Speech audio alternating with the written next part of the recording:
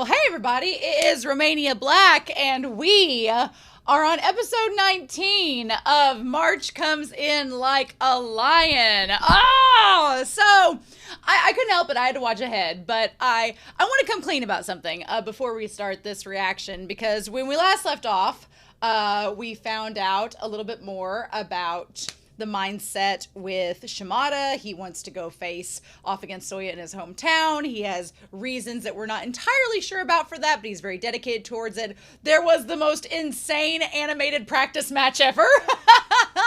And we get a little bit more with Ray and with his relationship with his foster sister and all of that business. And I thought about it a lot the last several days, and then I was a little bit salty in the comments on YouTube for episode 15, because there were a lot of, I told my moderators, I was like, there's a lot of Kyoko apologists in the comments. And my thing about it is, I watched another series where there was a character that I didn't like right off, right?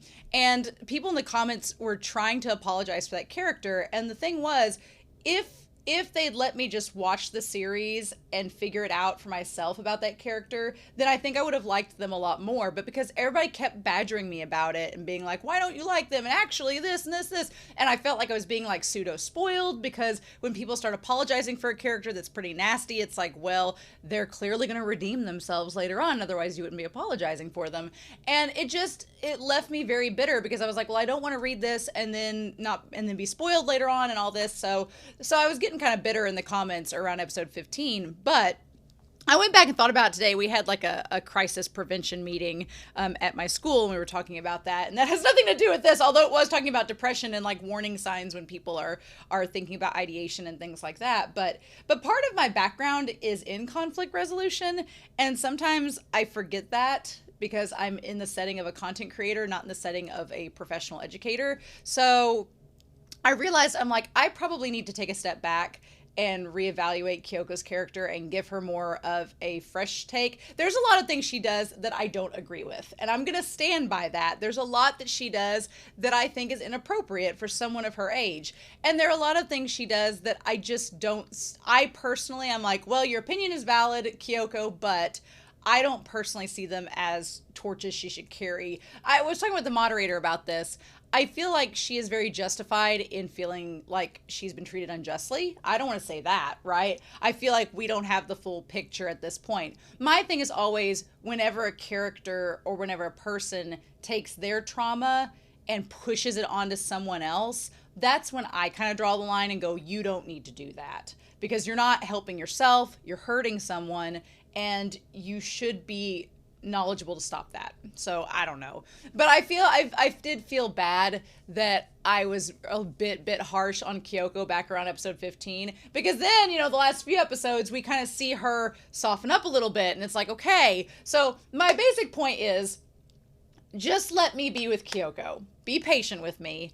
I will try to look at her situation from a more nuanced angle. I still disagree with a lot that she does, and that's just something here. I was watching another video that was talking about how it's just, people nowadays, we think that if you disagree with somebody, you instantly hate them. And it's like, no. I feel like our culture polarizes now. Social media polarizes opinions. And it's like, either you love it or you hate it. And I'm like, no, there are lots of shades of gray in liking and disliking something.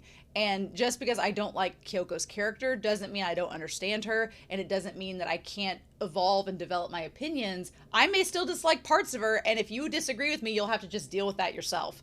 But I do think that I was being a bit bitter towards her, and it would be unbecome of me to not give her more of an open-mindedness moving forward. But I'm still going to disagree with some things that she does and think she should get her act together. But I do definitely appreciate what Ray is doing, trying to be the better person and trying to help her because he cares about her. Ray's just a too nice person. We need more Rays in the real world. Just Rays that aren't as depressed.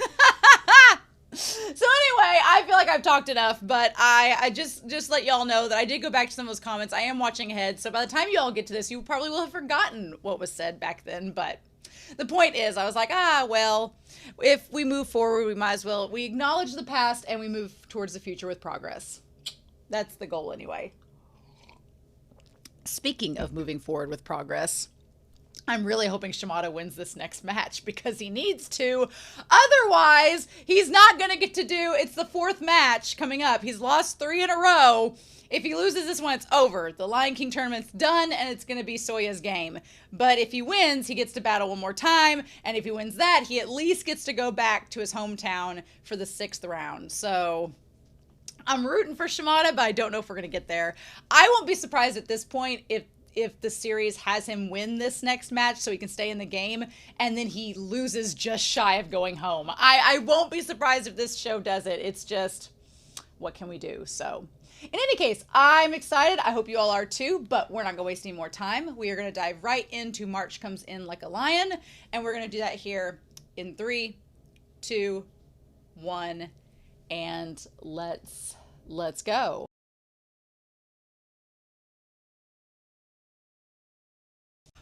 Well, oh my gosh, I apologize in the reaction if it bounced around a little bit, but my internet was the worst, and now it's starting to storm outside. Like, the heat is all, like, my hair is staticky, the heat is coalesced, the humidity's on high, and the storm front is coming through, which is good. It'll hopefully make my internet run smoother, because my internet was awful. It kept going in and out, and this episode took, like, 50 minutes to get through. But worth it! Worth it! Oh my gosh. This is... The creator of March Comes In Like a Lion, you could hear the thunder, is doing something that I really, really like, and that is when mangaka get really into character development. And even characters that I thought were just going to be like little one-off characters. I thought Shimada was going to be around for like an episode, and that was going to be it. And even if Shimada stayed around, I didn't think we were going to get to this extent what we've gotten with him. Not just how he's affecting Rei, but also his own backstory, his background, everything. It's just, I love his character so much, and I relate to his character in so many ways, and it's really gonna suck when he probably won't win. And I was just like, because I was like, the odds are so stacked against him. He just has to lose one more match and it's over. He has to win this match, which he feels terrible during. I don't know if he's gonna do it. And then once he wins this match, then he has to win another match. Then the 6th match is in his hometown. And then if he even gets past that, it's the 7th match. So he would have to win 3 matches at this point, or 2 matches in a row. And I don't know if he can win 2 matches in a row. This story could take it a whole number of ways. We have 3 episodes left, and my dog is like, play with me. We have 3 episodes left. And so we could either, one, he could win 2 games, could go to his hometown, and he could lose that game, and then that's it. And then his, like, town, like, rallies around him anyway. That would be really sweet. I could see that happening. I don't think he's going to win the whole thing. No, I don't think that's going to happen. I think he could get to the 6th match and lose, and that could be a moment with him and his townspeople. I think it could be that way, but I don't think it's going to go that route. I think he's going to win the next one. He might not. He might lose, and it might just be like, oh, shit, it's over. And that could be episode 21 or episode 20, but then we still have episodes 21 and 22. I think he's going to win this next match. Despite being sick, I think it's going to run him ragged. I think it's going to, like, tear him down to his bare bones, and there ain't much stopping him from being bare bones. But I think he's going to win this next match. Now, the question may be, I don't think Souya is going to go easy on him, even though he knows he's sick. I don't think Souya is going to do that. But I think that maybe it might help Shimada mask his thoughts, him being sick, because he doesn't have time to... There is no poker face because he's got a sick face, right? So I think he could win the 4th match and make it to the 5th. My honest opinion is I think he's going to lose the 5th match right before he goes to home. And I think that's going to be like a point to Rei, because Rei is going to be like, you struggle, you have all this sickness, it's running you ragged, you're going through all of this fanfare that you don't even care about, you've been going through this over and over again, why do you do this? And it all kind of goes back to that question of, do you like shogi? Why do you play it? And so we've got to go back to that question, you know, do you like shogi? The question of, why do you do it? What is the point? Because it seems like, in Shimada's case, it kind of was just all he knew. And I can so relate to that. And we're going to talk about it in this episode. But if you're from a rural area, you ain't got a lot of opportunities, which we'll talk about. But yeah, do you like shogi? Do you play it? And do you enjoy it? And I don't know if Shimada can give Ray an answer if he likes it. I think his answer is it's just part of his being. I think Souya might say the same. But we don't know a lot about Souya, so who knows? I feel like he's going to lose the 5th match, and he's not going to get to go play in the hometown. And then Ray's going to be like, what was the point of all this when you went through all that hardship and you didn't get what you wanted? And he's going to be like, well, I'm just going to try again next year and see what happens. Oh, this episode was so good. And there was a lot of, I wanted to bring Whiteboard Kun out because there's a lot of like little parallels and things, but ever since I was a baby, there was a shogi board in front of me in the Northeast Village with a lot of snow. Now, where I'm from, it's the Midwest of the United States, so there is not a lot of snow. Not really. But I like it. I think it's very interesting that he talks about growing up in a population with not a lot of kids. I can't relate to this either, but I think it's fascinating how one thing about Japanese culture that I've read through research is just the idea of them having, I think they have like the largest aging population in the world. And so I've seen in other anime and other stories the idea that there are just pockets of Japan where there just aren't kids. And the few kids that are there take care of the adults. And so there's an aging generation that aren't being replaced. And so the idea of Shimada growing up and not really having friends, I think, is a huge thing. I think it ties into the fact that he's okay living by himself. He's not around a lot of people. He grew up around... If you've ever known any friends that have been raised by their grandparents, they are a different kind of person. And I've had several friends growing up that were raised by their grandparents, and they're just different. It's just a different environment. Their home environment being raised by someone who had already raised their own kids, it's just a different environment. And it's one of those things where my friends that were raised by their grandparents already kind of learned their lessons with their kids. So by the time they were raising their grandkids, they were like, oh, I know what to do now. And I just always felt like that my friends that were raised around older people or raised by their grandparents, they just had a more maturity to them. They just were more mature. They had just an older outlook on things, which makes sense because you're around people who are a lot older with more older perspectives. It makes for a whole different environment growing up. So I always thought that was interesting. And now that we know Shimada was raised around a bunch of older people, that maturity he has makes a lot more sense. He's not like Smith and Issa, but he's also not like Goto, and he's not like Souya. He's, comes from a different environment. But I totally understood what he meant when he's like, I could catch bugs by myself, play video games, or read books. That was literally my childhood growing up, because if you live out in a rural area, you don't have a skating rink. You don't have an arcade. You don't have, there was a mall, but it was like 30 minutes away. You couldn't go there after school. After school, you went outside and played, or you played a video game, or you read a book. Those were your options. That's all you could do. So growing up, that's really all I had too. So I could instantly relate to Shimada and his situation. Oh my gosh. My dog just broke Whiteboard Kun. So, hold on. How dare my dog come for Whiteboard Kun like that? Today, just nothing is going wrong with this reaction. Not a thing. But I'm still going to talk about it because it's such a good episode. So yeah, so I can definitely relate to Shimada and like basically everything that he had growing up and how he grew up in a rural area and didn't have much to do. And I love the idea, just seeing him with this little cat. The little cat looks like what Ray looks like when Smith picks him up. It's so cute. But him and his little like warm house with like all the teapots, all the different like heaters going, and him reading shogi after the old men get him to start playing. And the thing about it is, like, when you start like learning at a young age something, you tend to be like better at it as you grow up. Like if you grew up dancing, you're probably going to be better as a dancer when you're an adult than an adult learning from the beginning, right? Your body and your mind acclimate towards something when you're younger much easier than when you're older. That's why they're like, if you're going to learn a foreign language, learn it when you're a kid, because it's so much older. It's so much harder for your brain to do when it's older. So yeah, I love these old men teaching him this game. And I love the idea that he talked about, like, the manga and the movies he watched. They had endings and they had stopping points. but shogi doesn't have a stopping point. You can always learn from it. You can always improve. You're always going to find new opponents that have new styles and new techniques that you don't have. And so there's never an end, no matter how far I went. And so with Shimada, he kind of talks about that it's an endless battle. And, with this episode and the idea of that, there's pros and cons. As a kid, when you're playing for fun, it's an endless realm of possibilities. And so it comes across in a very positive way.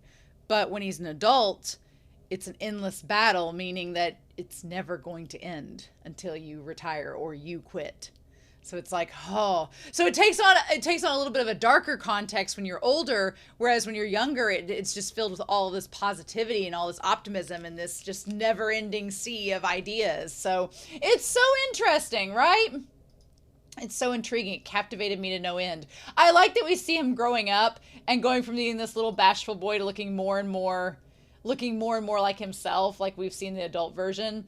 I am always head over heels for very realistic takes on different environments that are like through time, essentially. So we get to see like what the shogi hall looks like in the little rural area where he grew up. And he talks about like as a third grader taking a bumpy bus ride to a small shogi training hall in the city. And he talks about how he's developed these stomach pains. Now, Ray says that his father had something similar, so I don't know if that's a common chronic disease in Japan for the stomach pains and stuff. So like any gastrointestinal tract, diseases are normal in Japan. I don't know if that's a cultural thing. But we also have Nikaido with his own illness. It's interesting. We talk about, so we have Shimada, we have Ray, we have Nikaido, and we have Souya. And so we have this kind of intersection between them because we both have Nikaido and Shimada both have an ailment. So they relate to each other in that sense, right? They both kind of have a similar view of shogi. And they both, like, Shimada's whole thing is about working hard, right? And that is also how it can relate to Nikaido.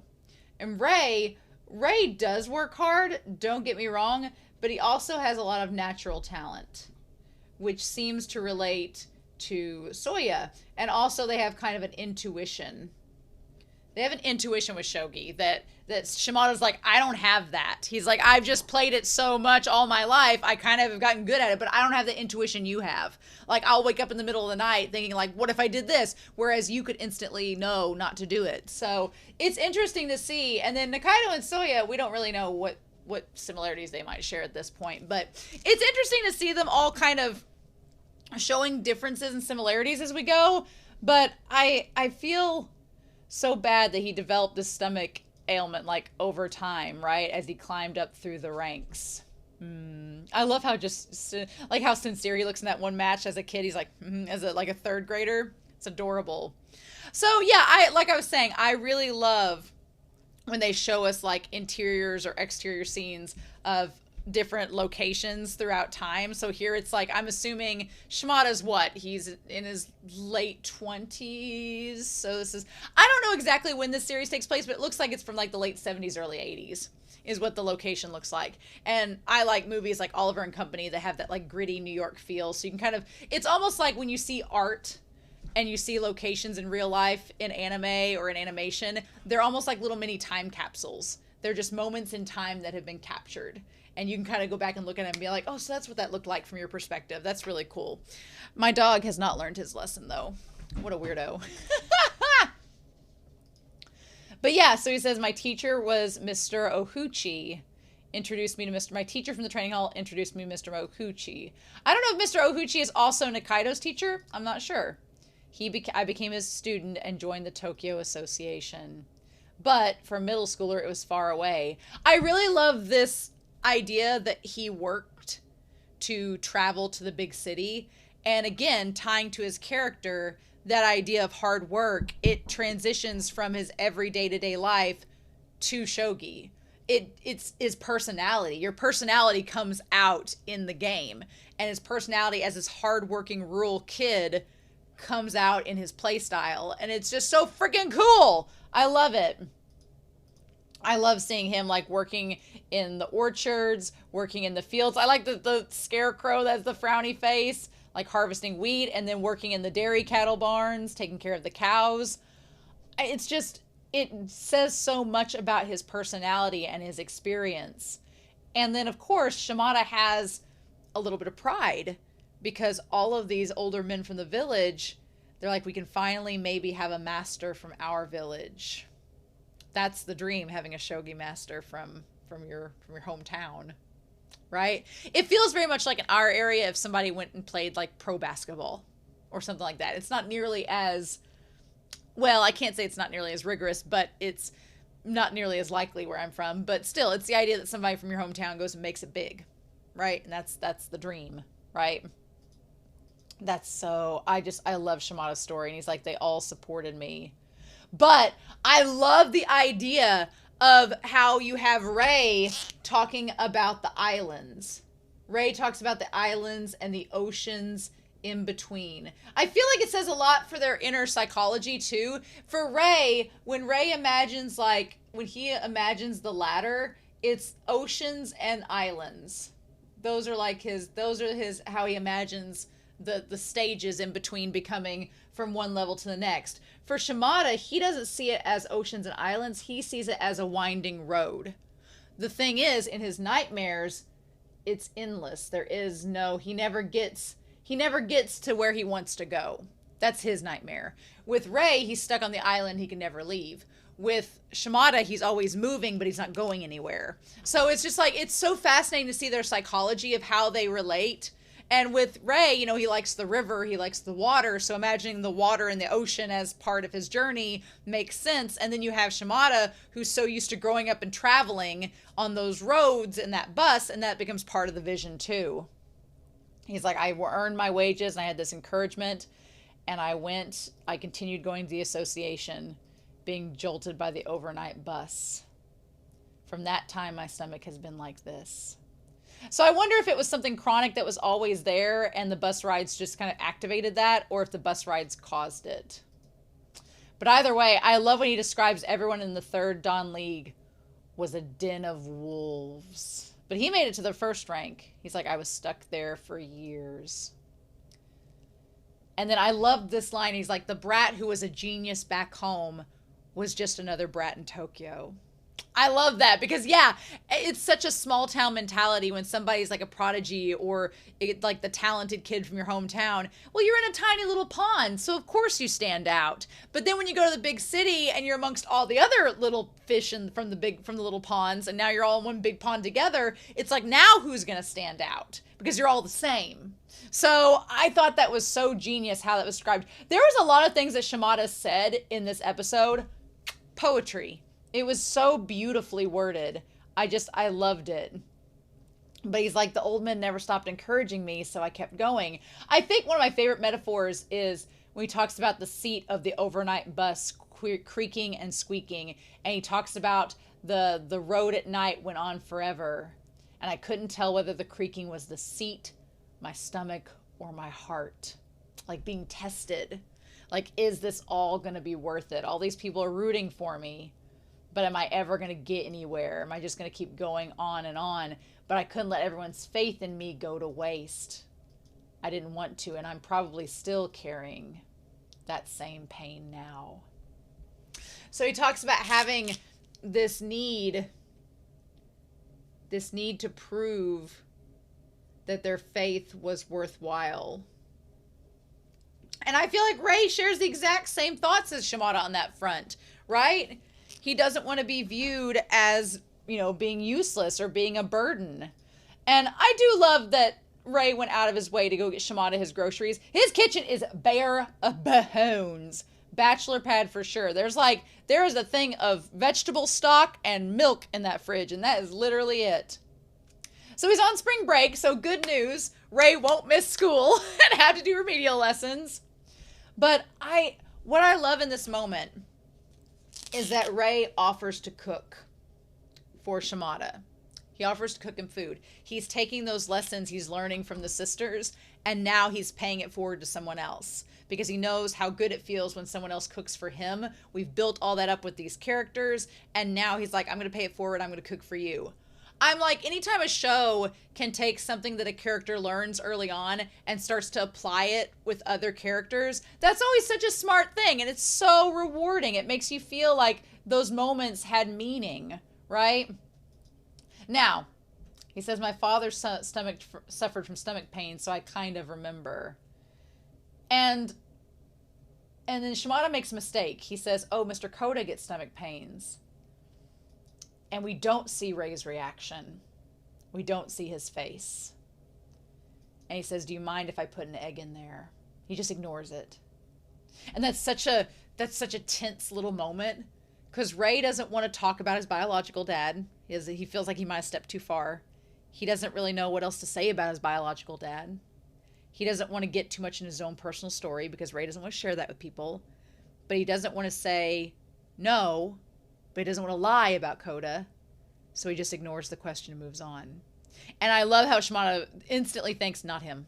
Like it just takes him a second. He's like, oh, I realized what I did. And what I love about it is they don't go back to it. They both acknowledge like, oh, this was stepping into a big private moment. We're going to stop now. That's not our place. Rei doesn't want to open up about this. We're going to let it go. And Shimada's totally respectful for him and moves on. I love that. I love in that moment, they just smooth things over and they move on. Just, it's so good. But yeah, that little tiny bowl of ramen with the little thyme in there and the egg on top, like Rei does a really good job. And I know that Rei feels bad. Rei feels bad. He thinks he should have gone home. He's like, am I the reason that he's going to be like this? But I'm like, honestly, I think Rei being there was the biggest help for Shimada. Because even though Shimada did need the rest, I think he would have tossed and turned the whole night anyway if he hadn't had Rei to be there to comfort him. Mm-hmm. So I feel like even though Rei gives himself a hard time, Shimada's like, I wouldn't have made it to the match if you hadn't been here. So don't say that, right? I like that he's like, look, no, you were fine. Everything's okay.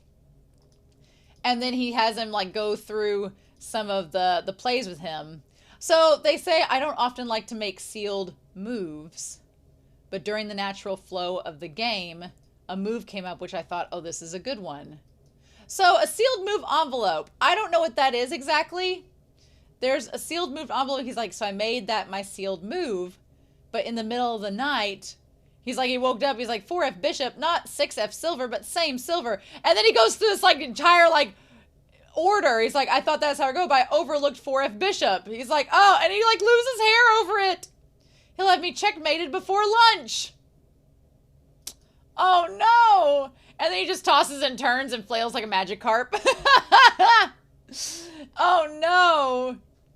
So basically, I guess are the sealed moves like moves or orders you can set up ahead of time if you want to like try to have an advantage. Maybe you get like one during the tournament to go with if you're like stuck in a rut. But then he realizes that's a terrible move and he'll probably lose. Oh no.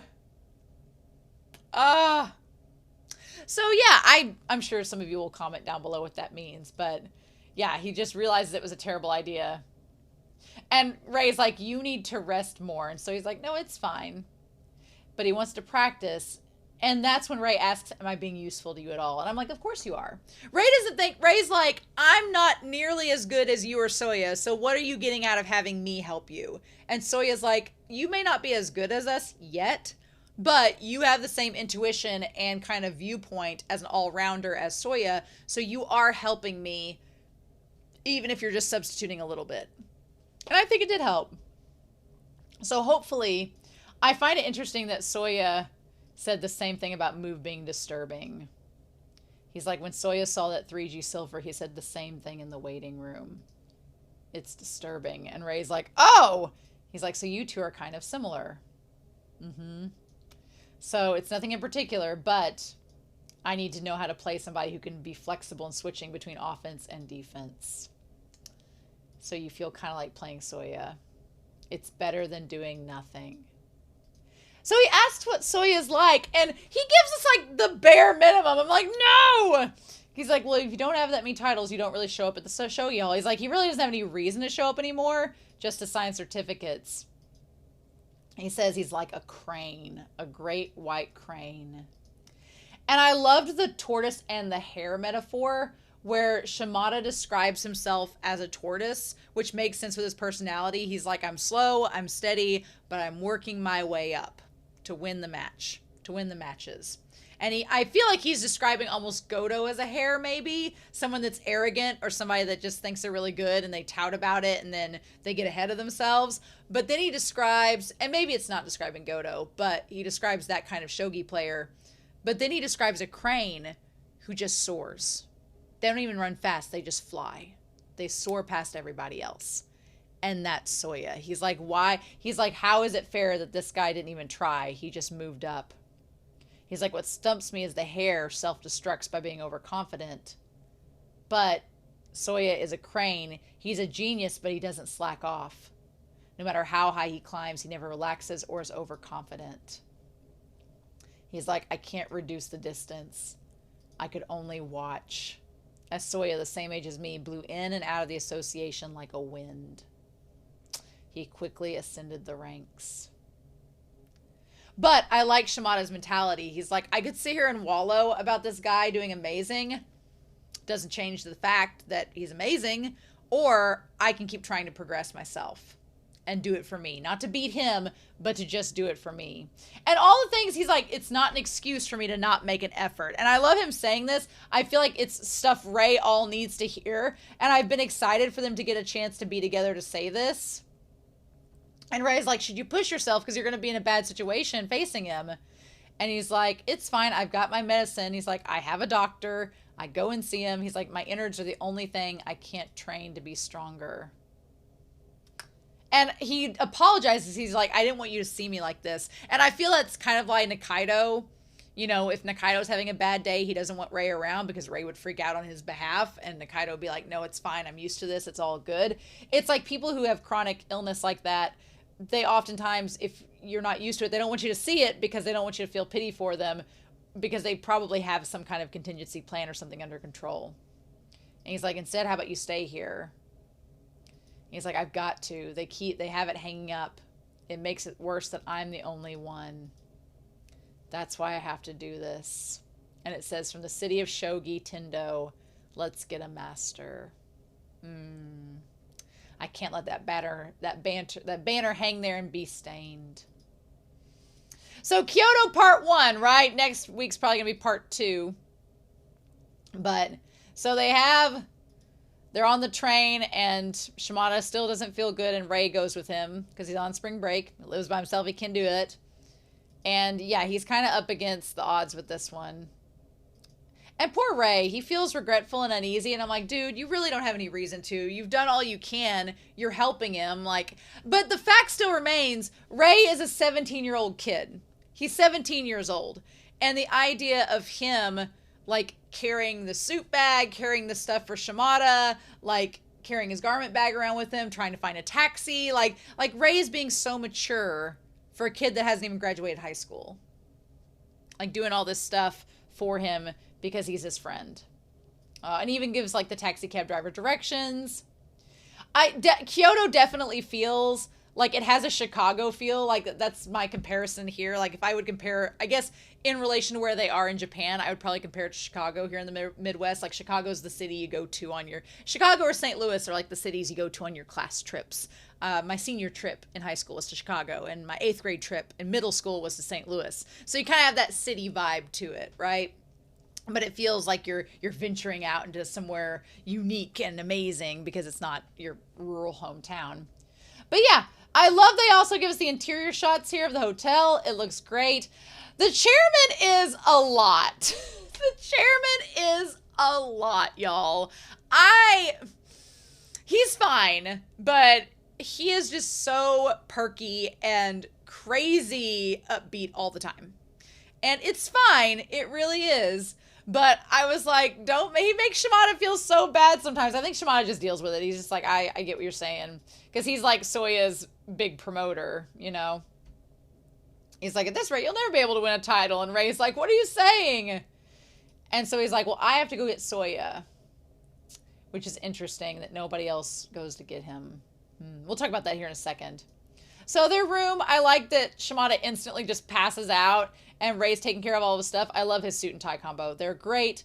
And then when Shimada calls him like his mom, Ray's like, is that like, am I embarrassing you? He's like, no, it's a compliment. Thank you. I love that he's like brushing his suit off and like lint rolling it and getting it all ready. Ray's just being such a nice guy. So then, yeah, Ray's like, well, what do? Nikaido's not here. I don't have anybody to talk to. So he's like, well, maybe I'll go get a book or something. And then that's when the chairman sees him. I like when the chairman says he took Ray for a cool modern kid. I'm like, you're blind, dude. Have you not noticed? So we have the 20th Lion King tournament 7-match battle, the 4th match Kyoto reception. It's interesting they have all the fanfare with the shogi matches. They have like the receptions and the social events. It's interesting. He's like, well, you bringing Shimada here was a big help. So I've got to go fetch Souya. And we find a little crumb about him out because Ray asks, why hasn't he come? And he's like, well, he lives in the neighborhood and he lives with his grandmother, which is interesting. And his grandmother doesn't hear well. So I don't know. I'm fascinated when he says, I thought that was interesting when Ray said this feels like, the middle of a tourist trap. It seems odd that he'd be living in this busy area. And the chairman says, no, it's really quiet. I kind of get that because I have a friend that lives in Washington, D.C. And I went to visit him one summer. And I was surprised because I was thinking, Washington, D.C., it's the capital of the country. It's going to be busy and bustling. No, it's definitely got like touristy parts that were busy. But after everybody leaves to go to their hotel, the city gets really quiet, like eerily quiet, especially downtown. We were like, oh, there's like nothing here to do or really see. And they're like, yeah, everybody goes back to their own neighborhoods. It's pretty quiet. I'm like, oh, weird. But yeah, that's what it reminds me of. Just the idea of just lack of sound with Souya as a theme. Like he's in a quiet neighborhood. He lives with a grandmother who can't hear well. The chairman has to go fetch him. I wonder if he's deaf. I wonder if he can't hear. And that's it. Now he talks to Shimada and all of them, but he could probably tell Shimada wasn't feeling good by how he looked. So he came up and was like, oh, don't worry, I got this. I'm wondering. I want to know more about Souya. I'm so curious. Yeah, he's living with his grandmother now, and she's a bit hard of hearing. So nobody's there to get a hold of him. So then Ray walks around. He's like, oh, this is Kyoto, huh? And it does seem fairly quiet. And he thinks about getting them a souvenir, but then he thinks back to the middle school trip that he went on where everyone kind of ignored him. And he was just sitting there reading a shogi book. Which seems pretty typical of middle school kids. They're like, oh, you're not hanging out with us? Well, then we're just going to ignore you. He's free to do what he wants. Good point. And that kind of like makes Ray feel sad. And he's like, well, there's no place I really want to go to. So I'll just head back. I felt bad for Ray in that moment because, yeah, it's like anytime he has memories involving people that isn't connected to the sisters or shogi, it's like there's not much there to draw off of, which just made him sad. So he decided to go back. I am sad about that, but I don't think the sisters they're not going to get mad at him if he doesn't bring them a gift, All right. So they have the reception. The whole time. So they're talking about Shimada. Shimada is surrounded by everybody asking questions. He's smiling, looking like he's putting on a good show, like there's nothing wrong with him. And then you cut to Ray, who's like up against the wall in darkness with the 3 chairs. Shaft Studio in their chairs. Am I right? He's just like, That is so sad. It reminds me of Kyumi from Haikyuu, where he doesn't like crowds. But poor Ray. And Ray's just worried about Shimada, saying he hasn't really eaten since last night.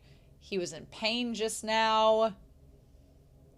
And then there is only one weird animation shot in this episode. It's like at the 18-minute mark, 18 minutes and 16 seconds. Like, Ray's has a really elongated neck in that shot, and it almost distracted me during the reaction. I was like, why does he have this weird horse neck? And then there's a horse statue right beside it. It's the only weird animation shot in the whole episode, but it threw me out. I was like, what is that? It was weird. But he's like, you need to sleep. You don't need to go to this event. And he's like, no, that's part of it. The most important job is showing everyone a good match. He's like, I also have to stand before the people who prepared this place for us. He's like, I have to thank them for showing this. And Ray's like, I understand that. But he's like, he wants him to win. He wants it to work out for him. And that line, every time there was a camera flash, I felt a pain in my chest because it felt like it was just every flash was hurting him even more. And I was thinking too that I thought what they were going to say is every flash was taking a bit of his soul, because some people believe that if you take a photo of a person, it takes part of their soul away. I do love Souya and Shimada in the opposite. Like, Souya has the pale gray suit, the pale gray tie, like he just looks like a snow crane, and then you have Shimada in the black suit with the black and white striped tie.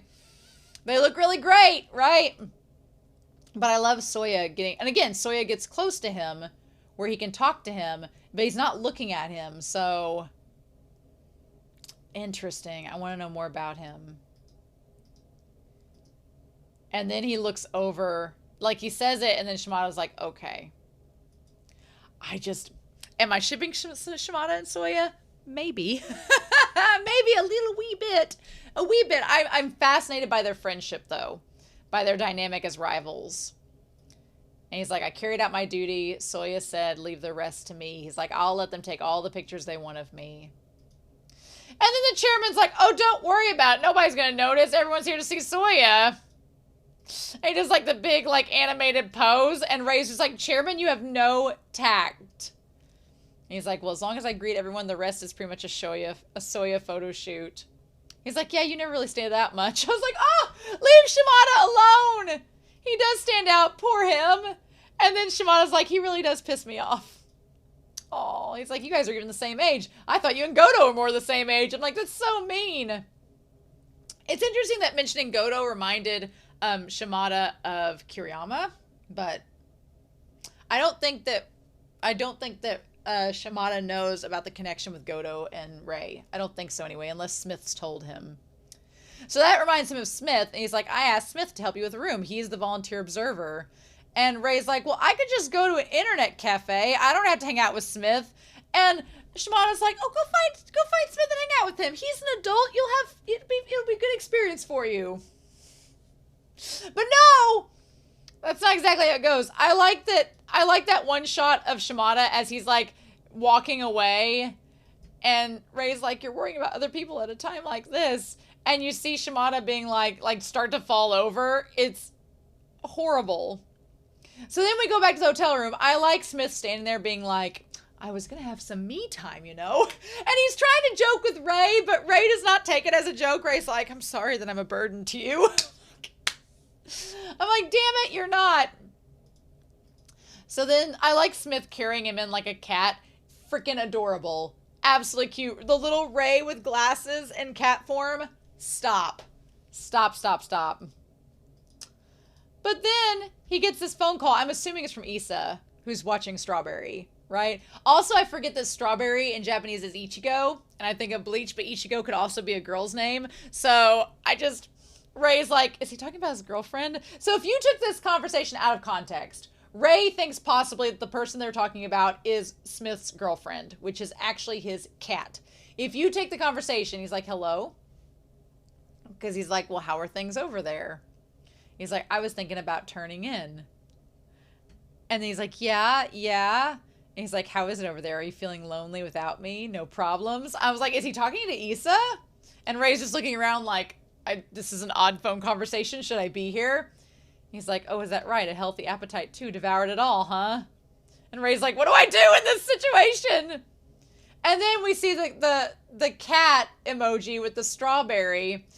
And Smith hears Strawberry and says, what was that voice just now?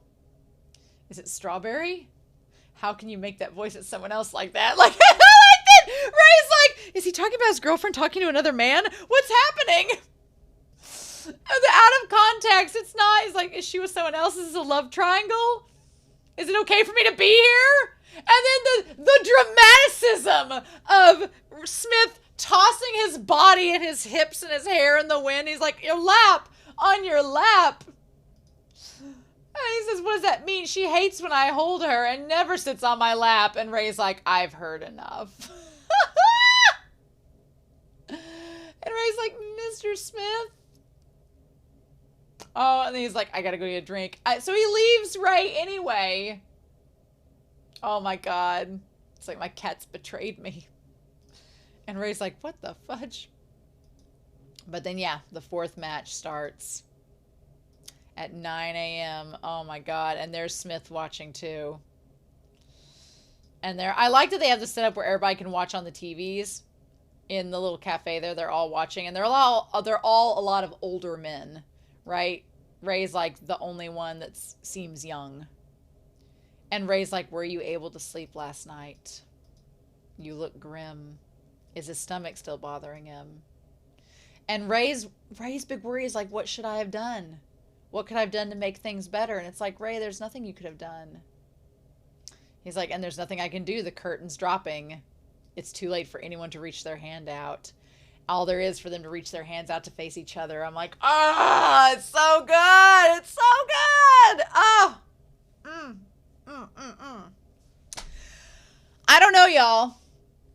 Honestly, this show is not afraid to have the gumption to do whatever it wants. So it can do whatever it pleases, and there's nothing we can do about it at this point. Oh my God. So yeah. I'm super excited to see the next episode. I can't believe we only have three episodes of season 1. I'm glad there's a season 2.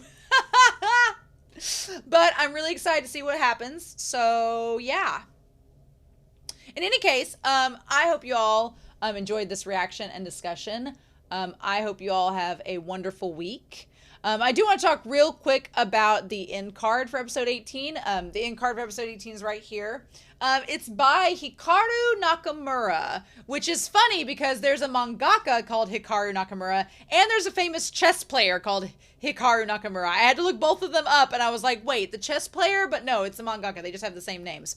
But this is by that mangaka. She's written some BL before. It's a female mangaka. She has one that's called, what was her most, let me see what her most famous series was called.